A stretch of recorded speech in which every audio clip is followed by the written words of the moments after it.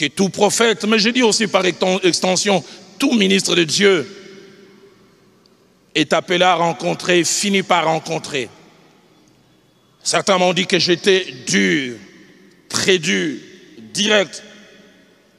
Mais je pense que c'est Dieu qui a voulu que je parle ainsi. Et ce combat avait à faire avec la gestion de l'argent.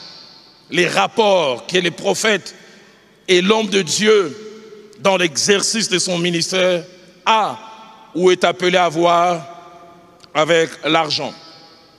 Et ce jour, je vais aborder les 4e et tout dernier combats. Mais avant d'aborder ce combat, je voudrais dire 3 choses. La première, c'est que ce message qui est unique s'adresse à plusieurs auditoires confondus dans ces grands auditoires. Et à chacun de ces auditoires, des objectifs spécifiques sont attachés par rapport à ce message. Premièrement, ce message s'adresse aux prophètes reconnus et confirmés, qui déjà exercent et qui sont reconnus comme tels. Et dans ces premiers groupes, je peux aussi ouvrir encore 2 sous-groupes pour dire, parmi les prophètes confirmés, il y a premièrement ceux qui se comportent bien en rapport avec les derniers combats que nous allons mentionner. À cela, ce message a comme objectif les encourager à garder les caps, les encourager à bien se comporter,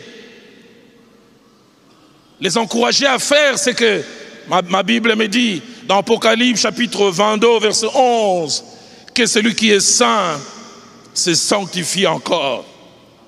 J'aime la version français courant, dit que celui qui est saint progresse dans sa sainteté. J'encouragerai ces prophètes, mais aussi ces serviteurs de Dieu en général, par rapport à ces 4e et derniers combats, à garder les caps. Deuxième sous-groupe, dans les premiers, c'est ceux qui se comportaient bien, mais qui pour certaines raisons ont commencé à lâcher prise, à dévier, consciemment ou inconsciemment, à ne plus bien faire les choses. À ces sous-groupes, je voudrais rappeler ces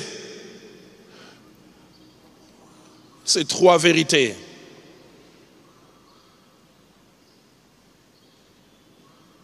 La première, c'est cette mise en garde que le Seigneur fait à l'église de Galatie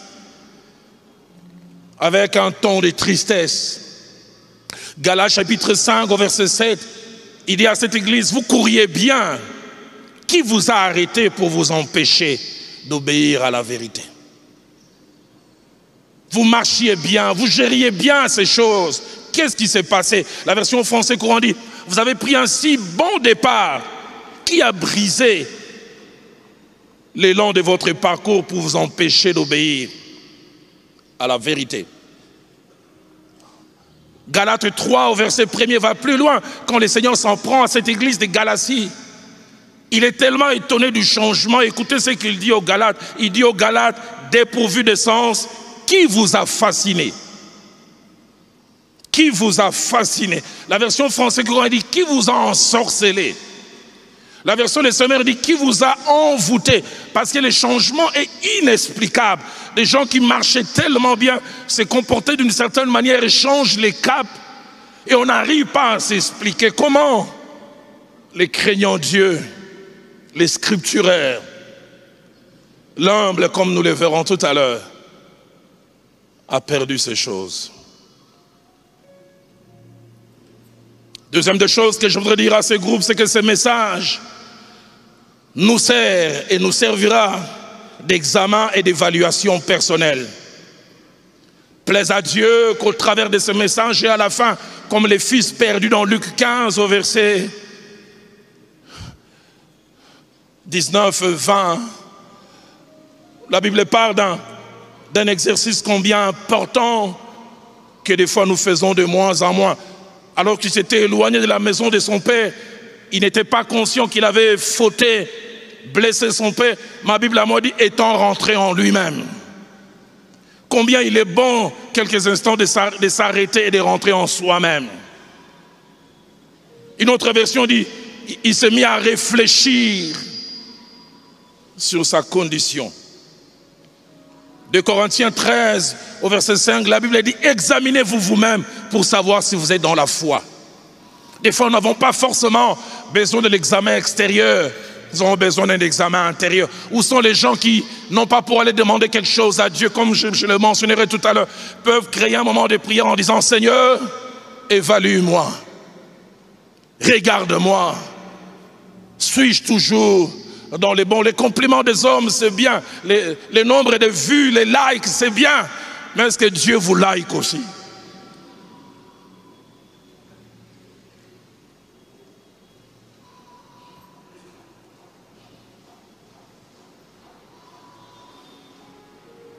Troisième chose, attachée à ces groupes, Dieu m'a dit que ce message vous sert, que dis-je, nous sert d'avertissement. Et il m'a dit pour certains des derniers avertissements.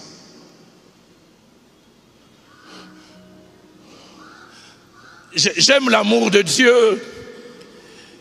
Et Dieu est un bon juriste. Les juristes vont se retrouver. Ces principes, on dit le principe de la légalité. On dit pas de peine sans la loi. Dieu ne punit jamais sans avoir averti. Et dans Apocalypse chapitre 2, verset 5, parlant à quelqu'un qui s'est comporté bien, qui a changé, il dit, souviens-toi donc d'où tu es tombé. Répands-toi et pratique tes premières œuvres. Ce n'est qu'après qu'il dit, sinon, je viendrai à toi, j'ôterai ton chandelier, ce qui t'éclaire, ce qui te rend spécial, de sa place. Et il termine encore en disant, à moins que tu ne te répandes. Il est prêt à frapper, mais il donne un avertissement. Deuxième auditoire auquel ce message s'adresse, il s'adresse aux jeunes ou aux débutants dans le ministère prophétique et aux aspirants. À vous, cet enseignement et ce message jouent deux rôles.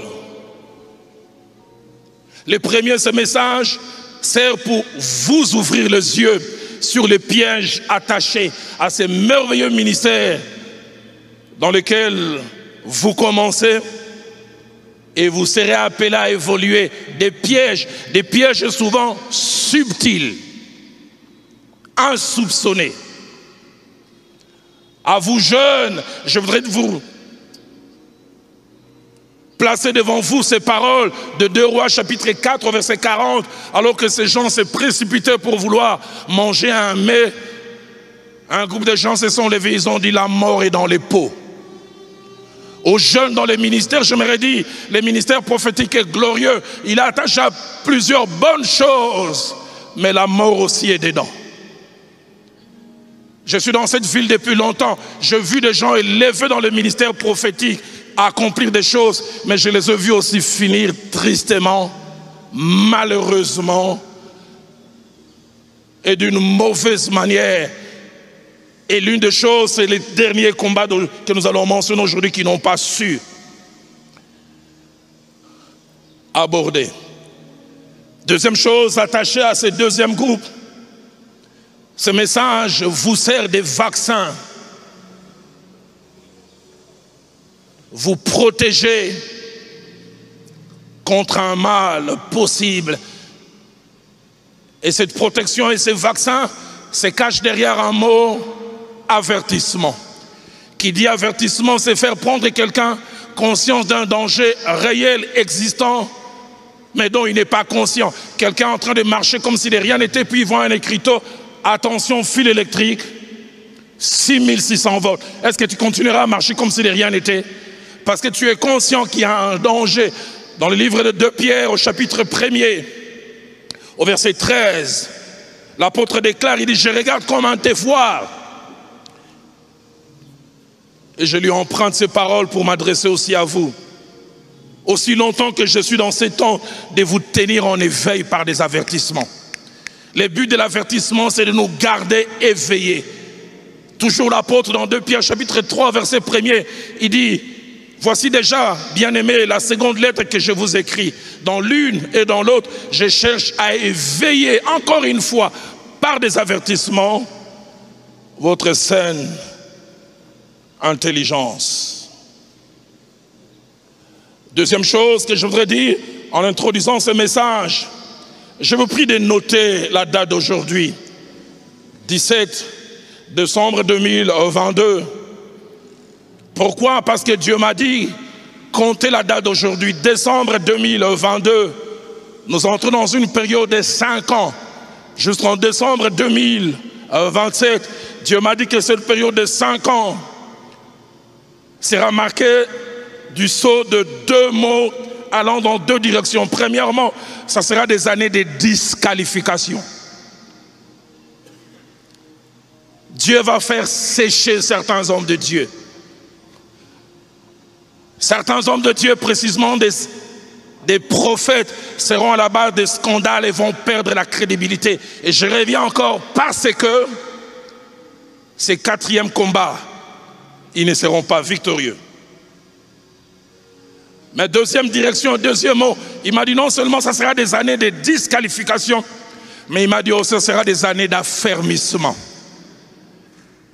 C'est-à-dire, il va affermir ceux seuls qui s'attachent à lui, ceux seuls qui se comportent bien. Et je le crois fermement, à cause de ce message qui guérit, vous ferez partie de la seconde catégorie des gens.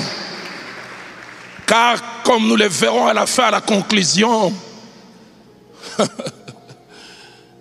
le Dieu de la Bible,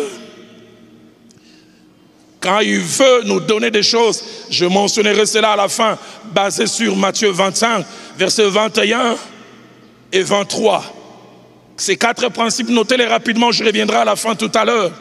Premièrement, Dieu a horreur de perte et de gaspillage. Il a horreur de perdre et de gaspiller. Souvenez-vous, même dans le miracle de la multiplication de pain, il a multiplié les pains, mais puis il a dit, ramassez tout ce qui est resté. A-t-il perdu la capacité de faire encore des miracles? Il n'aime pas les gaspillages. Que faites-vous avec ce que Dieu vous donne? Deuxième des choses, basée toujours sur Matthieu 25, 21 et 23. Dieu ne nous donne jamais le maximum au départ. Je reviendrai avec ça à la conclusion. Quand vous voyez Dieu commencer, Dieu ne donne jamais le maximum au départ. Quelle que soit la grandeur de ce que vous expérimentez, la beauté, tout ce que Dieu vous donne au début n'est que le minimum. J'aimerais dire à quelqu'un, et j'aimerais même citer de nom, Joe Grace, ce que tu expérimentes, ce n'est que le minimum. Francis Ngawala, si on est au restaurant, tu n'es qu'à l'entrée. Aux hommes et la soupe. Les repas lourds n'est pas encore là. Grâce Mwamba, tu n'es qu'au départ. Ken Mouyaya Okatanga, tu n'es qu'au départ. Sedou Mbouma, non, lieta.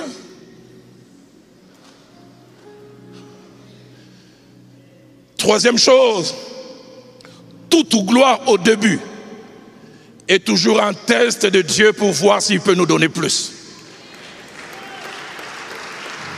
J'ai commencé à dire, tout ce que Dieu nous donne au début, même si nous voyons grand, ce n'est jamais le maximum. Aidez-moi à dire à votre voisin, ce que vous avez vécu, ce n'est pas le maximum. Pascal, ce que tu vis à Bandundouville, ce n'est qu'un début.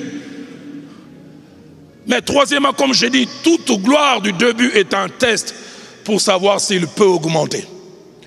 Et quatrième, je reviendrai sur la suite de temps, mais le permet à la conclusion, c'est de nous que dépend le maintien du minimum ou l'obtention du maximum.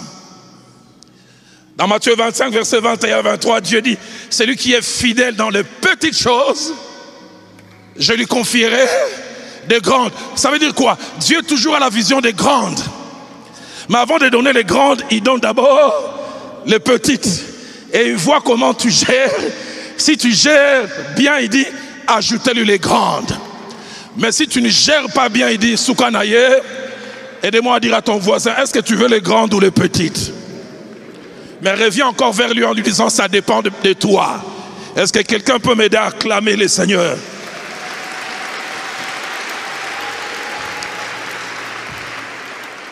Tu as été fidèle dans peu de choses. On peut te confier plus. Alfred Kouane dit, tu as été fidèle en peu de choses. On peut te confier plus grand que ça. Je prie que Dieu me trouve fidèle, qu'il me confie plus grand. Si tu es d'accord avec moi, aide-moi à dire Amen. Troisième et dernière chose en introduction, c'est que ce quatrième et dernier combat que nous abordons en ce jour touche la partie la plus importante de notre être, notre cœur. La partie de laquelle dépend nos destinées. Proverbe 4, verset 23 dit, « Garde ton cœur plus que toute autre chose, car de lui dépendent les sources de la vie. » Et ce quatrième combat qui se passe dans cette partie importante de notre être, nous l'expérimentons de trois manières. Premièrement, soit d'abord en nous-mêmes dans notre cœur. Mais deuxièmement, soit c'est l'extérieur qui crée cela en nous. Mais troisièmement, il arrive des fois, ce sont les deux côtés. Il y en a en nous un peu et l'extérieur vient amplifier cela. Quel est ce quatrième combat que tout prophète rencontre et finit par rencontrer? C'est le combat de la gestion de la gloire. Le combat de la gestion de la gloire. 4 vérités que j'aimerais que nous puissions noter à ce niveau. La première, c'est que l'exercice du prophétique change souvent les regards des gens vis-à-vis de nous. L'exercice du prophétique change souvent les regards des gens vis-à-vis de nous. On nous regarde différemment. On nous regarde d'en bas. C'est-à-dire on nous place sur un piédestal. Quand cet homme de Dieu se lève et il commence à donner des secrets inimaginables, des fois on se demande, ai-je affaire à un humain ou à un divin? On nous regarde spécialement. Dans Jean chapitre 4, verset 19 que nous avons lu, Christ révèle le secret à cette femme qui a voulu cacher une information, pensant sûrement que Christ était un candidat au mariage. Femme, va me chercher ton mari. Et Jésus dit, en cela ce que tu dis est vrai. Tu as eu 5 maris et celui qui est chez toi maintenant n'est pas ton mari. Et écoutez la réaction, ma Bible m'a dit, il dit, je vois que tu es un prophète, un nabi. Celui qui voit les choses cachées. Dans Samuel chapitre 16 au verset 4, que nous avons lu, à cause de ce qu'il exerçait, il avait dit, tout ce qu'il dit ne manque pas d'arriver. Mais écoutez comment le serviteur de Saül parle du prophète Samuel, il dit, il y a dans cette ville un homme considéré. Le mot considéré a la même racine que le mot kabod, gloire, et le mot doxa aussi dans le Nouveau Testament. Un homme pesant, un homme qui a du poids. Son poids n'est pas physique, son poids est lié. Ce qu'il dit ne manque pas d'arriver. J'en parlerai tout à l'heure. Si on pouvait parler de Samuel aujourd'hui, les gens diront Yahye et Ratakate. C'est l'étiquette qui l'accompagnait. Jean 6 au verset 14 que nous avons lu aborde dans le même sens. Christ vient d'accomplir quelque chose.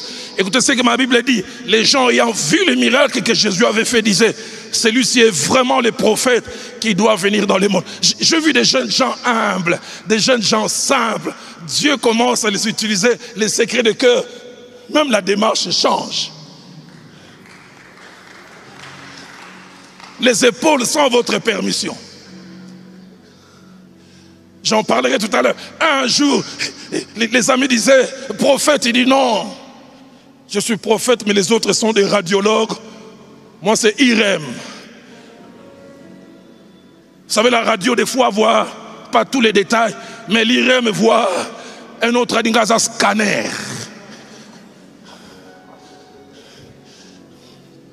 Deuxième vérité, si toutes celles et tous ceux qui exercent le ministère prophétique sont regardés spécialement, il arrive que plus on révèle des choses extraordinaires, plus on va dans les détails, plus on touche les choses inaccessibles et surtout inimaginables, plus on est regardé spécialement.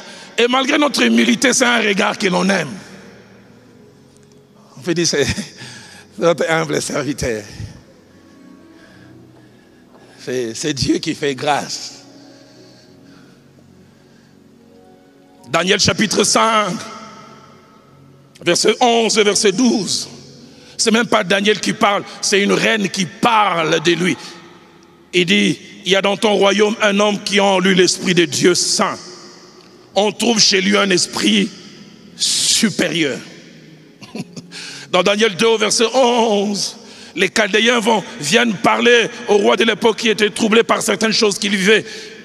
Et il a donné un exercice, il dit, j'ai fait un rêve, je l'ai oublié, dites-moi les rêves que je fais et donnez-moi l'explication. Écoutez ce qu'il dit, c'est que le roi demande est difficile.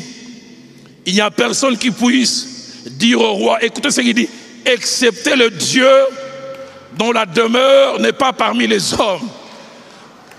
Mais les prophètes arrivent à être ces gens qui voient des choses dont les gens dont la demeure n'est pas la terre voient cela. J'ai quelquefois assisté à des services prophétiques. Tu vois, prophète Azoyoka bien. J'ai entendu un, il était en train de prophétiser et quelqu'un voulait ajouter, hey, c'est moi qui prophétise.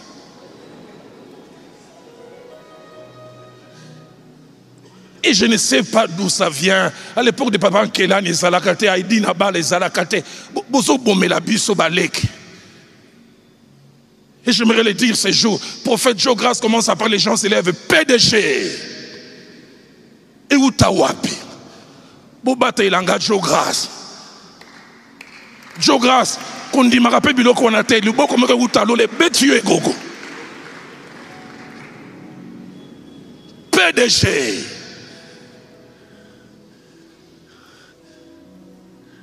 Dans la Bible, dans son monde en côté. Dans la génération, papa Henri Zalakate. Comment on télé prophétise. Attends, tu parles en anglais, prophesy.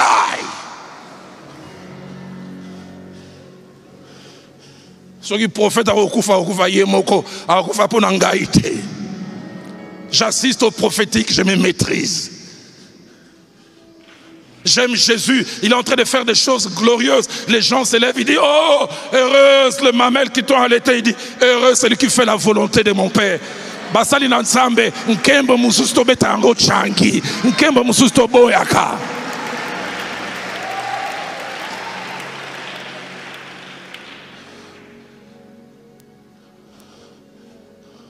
Ngawala gère la gloire. Grâce Mwamba, Nkembe Bomaka.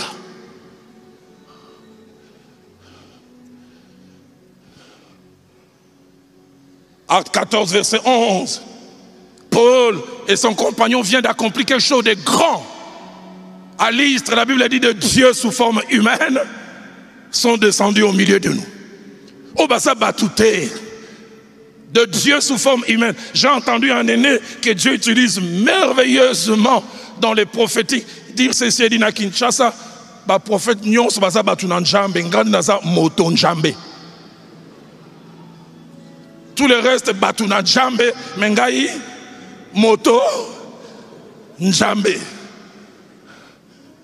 Un humain divin. Troisième chose, troisième vérité, souvent à cause de Dieu, c'est que, à cause de ce que Dieu voit, dit et révèle par nous, il y a deux choses qui se passent. La première, c'est que au-delà de la foi en Dieu, il y a comme une foi en nous qui naît. Il y a non seulement la foi en Dieu, mais la foi en nous. Réunion, on a aligné le docteur Kateba et Dalo. Les gens disent on va enseigner. Mais Tsoga Joe grâce à côté, le Koyinda. Banzonde Kobimawa. Yesoga ça. Au-delà de la foi en Dieu, il y a aussi la foi en nous. Parce que notre présence, des fois, se confond avec la présence de Dieu. Mais deuxième chose qui se passe, c'est que, au-delà de la grande foi que les gens ont en nous, les gens avalent tout ce que nous disons. Ils croient que tout ce que nous disons est vrai. Exode 14, verset 31 que nous avons lu. Moïse vient de fendre les eaux de la mer Rouge. Les eaux se sont ouvertes. Écoutez ce que ma Bible dit. Le peuple crut en l'Éternel, mais étonnant, crut aussi en son serviteur. Foi en Dieu, mais foi aussi en son serviteur. Il n'y a aucun mal. Le problème, c'est comment tu gères cette foi que les gens ont en toi. Est-ce que ça te gonfle?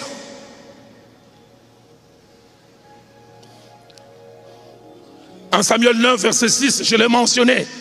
Le serviteur de Saül dit à son maître, tout ce que cet homme dit ne manque pas d'arriver. Que faire quand cette étiquette commence à t'accompagner? En Samuel 16, verset 4, Dieu envoie Samuel à Bethléem chez David. Écoutez ce que ma Bible dit. Samuel fit ce que l'Éternel avait dit et alla à Bethléem. Les anciens de la ville accoururent effrayés devant lui en disant ton arrivée annonce-t-elle quelque chose de bon? Sa présence seule, oh, Samuel Ayao, Ekoinda. Foi en Dieu et foi en l'homme de Dieu. Quatrième vérité, l'exercice du prophétique s'accompagne souvent d'une réaction humainement parlant normale, mais dangereuse, qu'il faut savoir gérer. Ça s'accompagne par la louange. Une louange des fois qui tend vers un culte, non pas vers les canals, mais vers la source. Des fois les gens oublient la source, mais les yeux sont fixés plus sur les canals. Luc 7, verset 16. Christ vient d'accomplir quelque chose, il avait dit, les gens disent, un grand prophète apparu parmi nous et Dieu a visité son peuple. Sa présence fait dire Dieu a visité.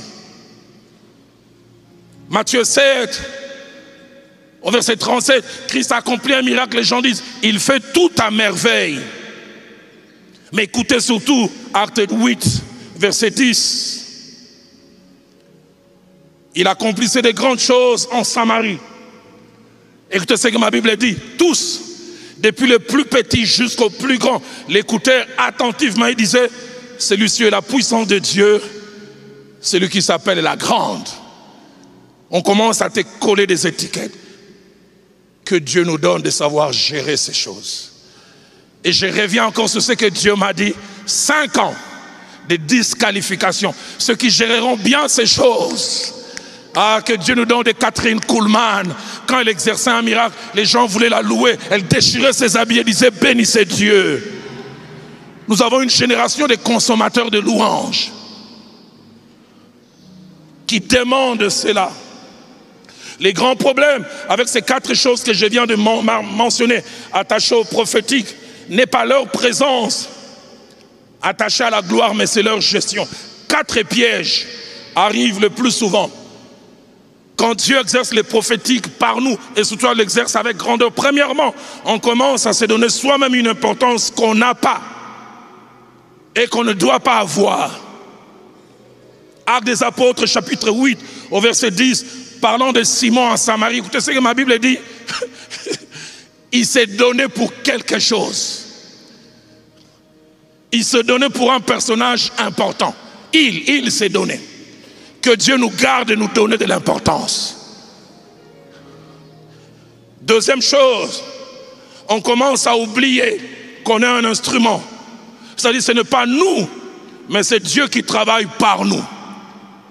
J'ai jamais oublié cette belle phrase que le frère Jacques-André Vernon m'a dit un jour. Il dit, Roland, j'ai jamais vu une machette être décorée. C'est la machette qui touche l'arbre et l'arbre tombe, mais les gens honorent celui qui tient la machette. Nous sommes des machettes entre ses mains. Une machette ne se lève pas d'elle-même, qui coupe. Honorons celui qui tient la machette et qui par cette machette coupe. Quelqu'un peut me donner un bon amen? 2 Corinthiens chapitre 4 verset 7, l'apôtre Paul dit, il dit, nous portons ces grands trésors dans des vases de terre. Que Dieu nous rappelle que nous sommes des vases de terre. Rien du tout. Troisième piège qui arrive. Nous commençons, quand Dieu se sert de nous, à ne plus présenter les donateurs qui voient, révèlent et disent par nous. Nous commençons à nous présenter nous-mêmes. J'aime dans Daniel 2, 26 et 28, j'en ai parlé la fois dernière. On pose la question à Daniel, es-tu capable de me faire connaître les songes que j'ai eus et son explication? J'aime sa réaction au verset 28. Il y a dans les cieux un Dieu qui donnera l'explication. On dit, peux-tu? Toi, tu peux donner. Il dit, il y a...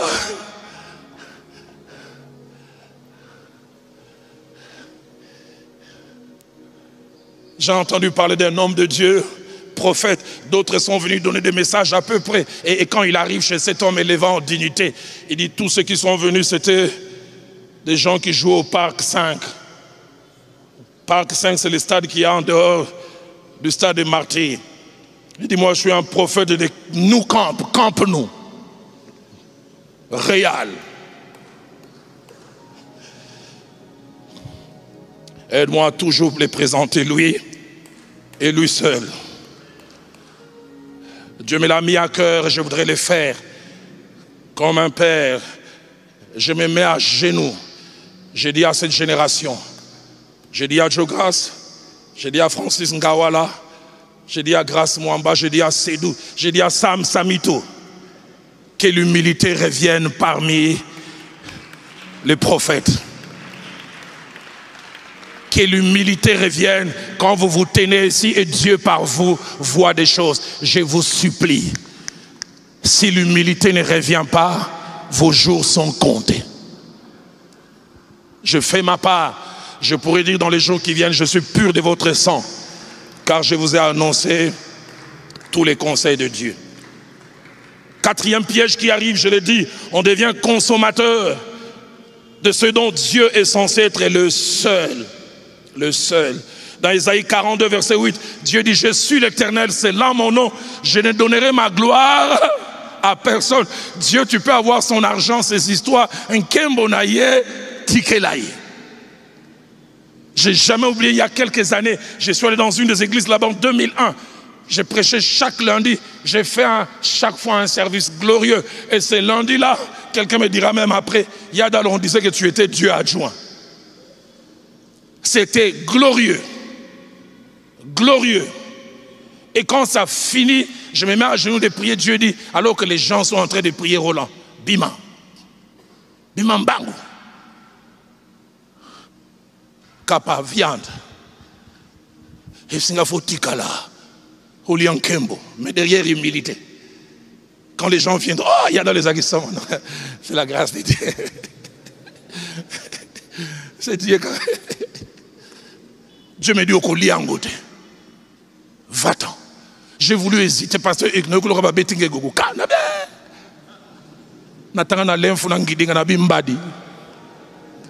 je suis sorti. Que Dieu nous donne des gens qui savent gérer ça.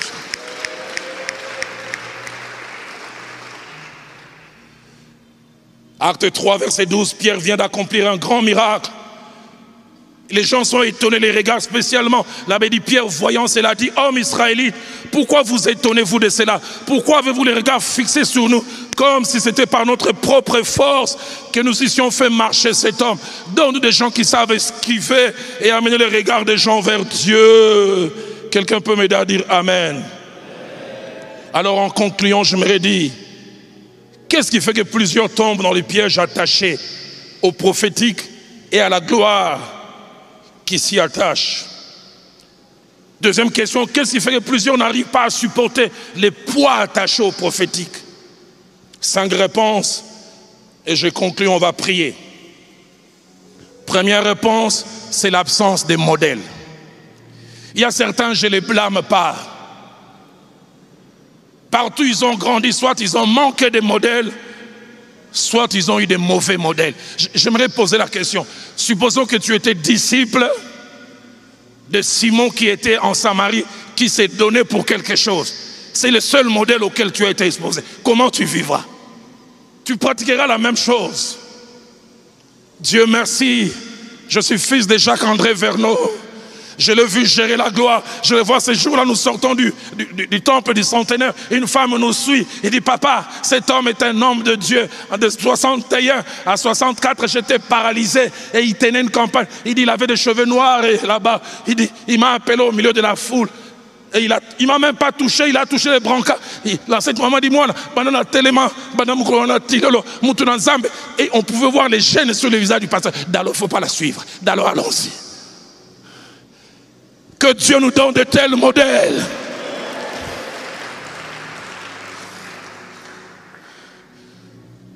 Certains, je ne vous blâme pas.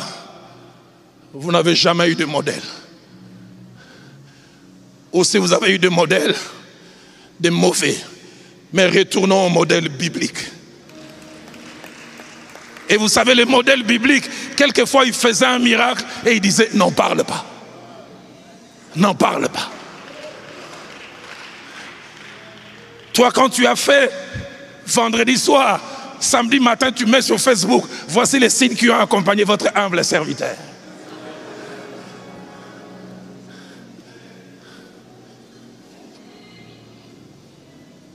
Deuxième chose qui fait que les gens n'arrivent pas à gérer, c'est l'exposition au départ.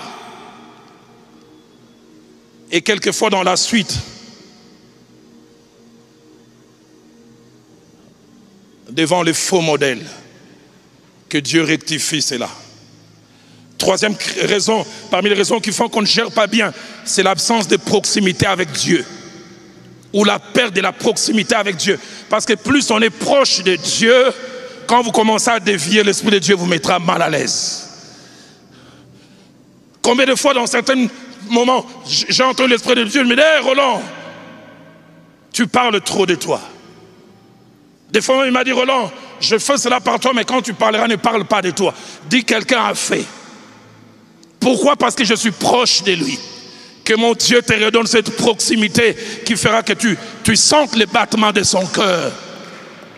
Quatrièmement, les mauvaises fréquentations. Qui tu fréquentes? Proverbe 13 au verset 20 dit, celui qui fréquente les singes devient sage, mais celui qui se plaît avec les insensés s'en trouve mal. Proverbe 22 verset 24 à 25 va plus loin. Ne fréquente pas l'homme colérique. Ne va pas avec celui qui pratique la violence. Écoutez la fin. De peur que tu ne t'habitues à ces sentiers et que devienne un piège pour toi. Combien de fois, à force d'être avec certaines personnes qui se vantent, qui parlent d'eux-mêmes, et on commence à faire la même chose. Quoi que Dieu fasse par moi, je n'en parlerai pas parce que j'ai appris au pire d'un père à ne pas en parler. Cinquième et dernière raison, ça va vous étonner. C'est un passé qui nous rattrape. Et ça, l'Esprit de Dieu a imprimé cela, un passé qui nous rattrape. Qu'est-ce que Dieu m'a dit? Dieu m'a dit, Roland, plusieurs arrivent dans le ministère avec des complexes. On les a écrasés quand ils étaient jeunes. On les méprisait. On les regardait comme des bons à rien. Mais quand Dieu commence à se servir d'eux, ça leur donne une importance aux yeux des autres. Et cette importance que Dieu leur donne, leur fait dire qu'ils doivent prendre comme une revanche. Revanche sur la vie et revanche sur les mépris. Tu n'as des revanches à prendre sur personne. Laisse Dieu être élevé et lui seul. Je nous prie de nous lever. Je mentionne ces 4 paroles de conclusion. Et nous allons chanter ces merveilleux cantiques. Et pasteur Hugues Chesson qui vient de Paris va prier. La première parole dans la conclusion, et moi-même je l'ai expérimenté dans mon parcours,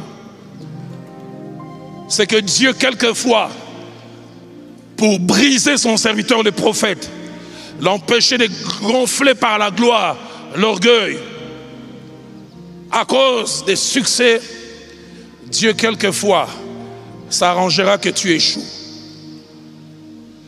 Dieu quelquefois, il te fera dire une chose venant certes de lui, mais dont lui-même va bloquer l'exécution pour te briser. Je suis venu dire à quelqu'un, J'aimerais te le dire à Lingala Nzamba, à ressemble ça on a réunion à cellule. Profession européenne c'est un stade. Il y a cellule de 20 personnes. Au Pessina stade et Katinzadi. Au Lugiposo déménager au des planètes Mars. Et des fois Dieu s'arrange. Nous l'avons lu Exode. Au chapitre 5, verset 19 à 23. J'aime ces instants. Moïse, avec solennité, il est allé parler au pharaon. Il dit, ainsi dit l'Éternel, libère mes enfants, ils vont sortir. C'est là au lieu qu'ils sortent, la condition s'empire. On leur enlève la paille et on les oblige de produire la même quantité de bris. Et les enfants d'Israël viennent voir Moïse. Il dit, Moïse, oh Dieu m'a dit, oh nous avons libéré, libération en goyo. Écoutez ce que la Bible dit. Moïse retourna vers l'Éternel et dit, pourquoi m'as-tu envoyé? J'aimerais dire à quelqu'un, 6 mois.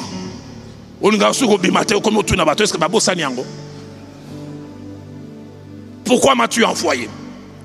Il dit, depuis que je suis allé parler à ce peuple, et toi, tu n'as pas libéré. L'original dit, comme tu avais dit. Je lève mes mains colo. Prophète Mora Komikiti Satenangai Moko. Toka ta grande Zadi. J'aime ces instants où Dieu seul reste véridique. Où toi-même par humilité, tu commences à aller vers les autres. Autant raté. Bible de Lobby, nous connaissons en partie et nous prophétisons. Mais jour aux accords, nous avons t'as l'assurance. La deuxième des choses, c'est que souvenez-vous de ce que j'ai dit au départ. Dieu ne nous donne jamais le maximum au départ. Et deuxièmement, tout ce qu'il nous donne au départ est un test et un essai. Et troisièmement, notre façon de gérer le peu détermine si Dieu peut nous ajouter le plus ou pas. Et quatrièmement, atteindre le maximum de ce que Dieu en réserve pour nous ne dépend pas toujours de Dieu, mais dépend de nous. Troisième et avant-dernière chose, retenez ce jour, 17 décembre 2022, 5 ans, 1, disqualification et 2, consolidation. Quatrième et dernière des choses, l'Esprit de Dieu a imprimé cela durant ces 3 jours. Certains au sortir de cet enseignement doivent aller en retraite. Certains au sortir de ces 2 interventions doivent aller se cacher. En prenant le psaume 139, versets 23 à 24, les gens de prière que très peu font. Écoutez ce que David dit, sonde-moi, éprouve-moi et connais mon cœur. 139, 23 à 24, il dit, et voici si je suis sur un chemin, et ramène-moi vers le chemin, je prie que Dieu fasse cela. J'ai cité des noms parce que Dieu m'a dit de les faire. Il m'a dit, Roland, tu as une responsabilité sur cette génération. Que Dieu bénisse sa parole. Que Dieu bénisse sa parole. Est-ce qu'on peut mieux célébrer ces grands dieux?